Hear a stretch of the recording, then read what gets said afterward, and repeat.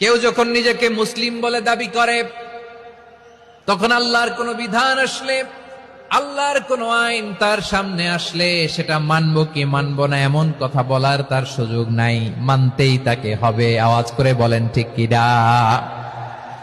এই আয়াতের পরেই আল্লাহ বলছেন, ওয়ামা কানা লি মুমিনিন ওয়ালা মুমিনাতিন ইযা কাদাল্লাহু ওয়া রাসূলুহু আমরান আন ইয়াকুনা লাহুমুল খিয়ারাতু মিন আমরিহিম।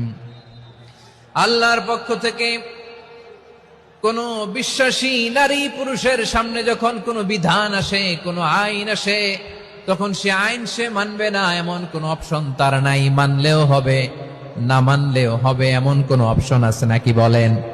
এমন কোন অপশন নাই। আল্লাহর আদেশ আসার সাথে সাথেই সেটার সামনে আমরা সারেন্ডার। ঠিক কিনা বলেন?